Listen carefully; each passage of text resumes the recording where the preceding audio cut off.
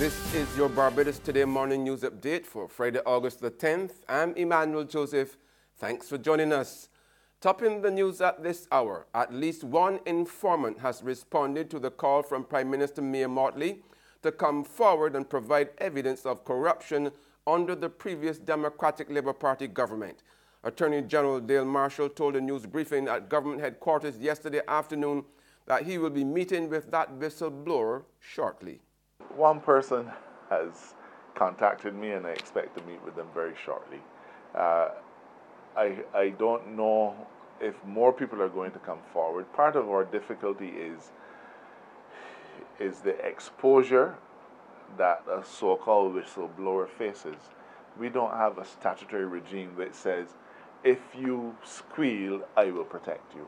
That is something that requires being protected in statute, and therefore I think that people are going to have to get themselves in a place where they make a choice. Do I come forward and commit? Because there's no point telling me that so-and-so did this or I paid a bribe to so-and-so, but I can't use that information in the court of law. You have to be prepared. Every man must face his own accuser, so you have to be prepared to come to court and say, I paid a bribe to John Brown.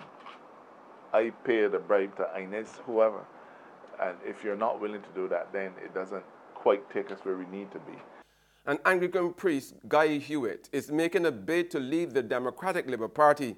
A press release issued late Thursday said the diplomat will be vying for either president or general secretary at the party's 63rd annual conference on Sunday at the George Street Auditorium.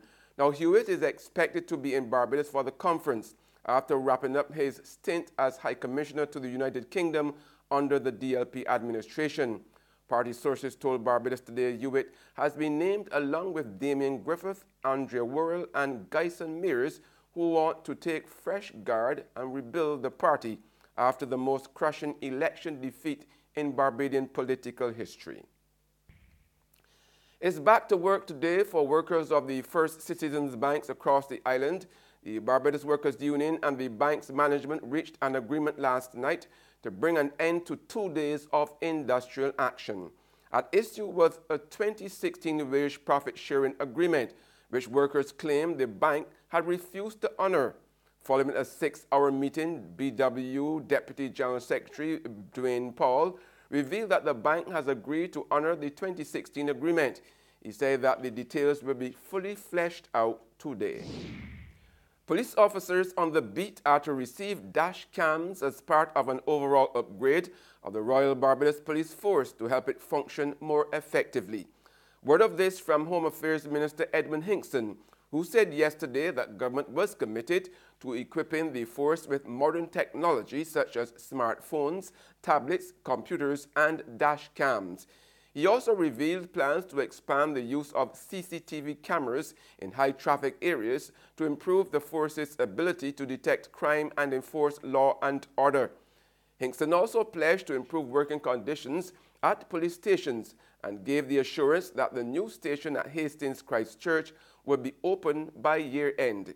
He said that government would also work more closely with the constabulary to maintain law and order in communities, particularly in criminal hotspots. There's regional and international news after this short break.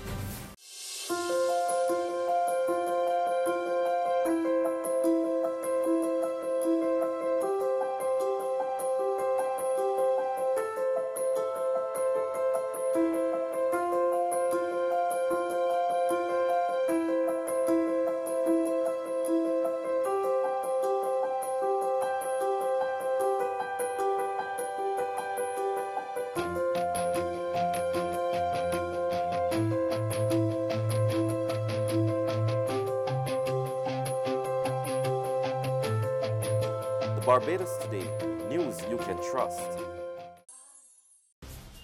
We're back with news from the region now. St. Lucia has officially commissioned a $20 million solar farm, and former United States President Bill Clinton was in town for the event, which has been described as a major step towards reducing St. Lucia's dependence on fossil fuel. More in this report from HTS News. St. Lucia is well on its way to embracing the new age of renewable energy.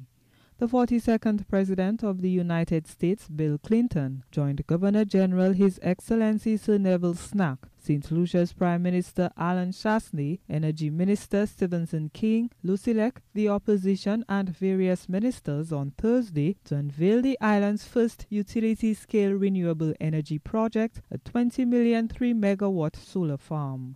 In addition to generating approximately 7 million units of electricity per year, Lucilec and partners are optimistic that the farm will bring St. Lucia one step closer to reducing carbon emissions that contribute to global warming.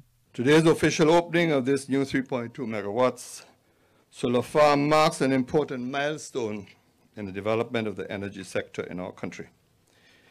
With the assimilation of this solar energy into our national grid, we are effectively adding a little over 5% of renewable energy to our national energy profile. Put another way, we are reducing our dependence on fossil fuels by 5%. In celebrating this achievement, we must not forget the vision and the hard work that got us here. The construction of the farm was made possible through ex-U.S. President Clinton's climate initiative, which aided with the procurement for the project, while non-profit Rocky Mountain Institute assisted with project development. I think this should be seen as the beginning of a comprehensive, determined, unrelenting effort to make St. Lucia and all the island nations of the Caribbean stronger, safer, and more sustainable. And on the international front, torrential rain has forced French rescuers to evacuate some 1,600 people, most of them campers from parts of southern France. At least one person, a 70-year-old man, is missing after flash flooding hit campsites. Officials said more than 400 firefighters and police and 4 helicopters have been deployed to the regions. The severe weather comes after the south of France and much of Europe experienced a heat wave with unusually high temperatures.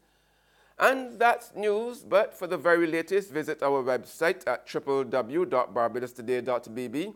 You can also subscribe to our e-paper, email updates, or like us on Facebook, and sign up for breaking news alerts via WhatsApp.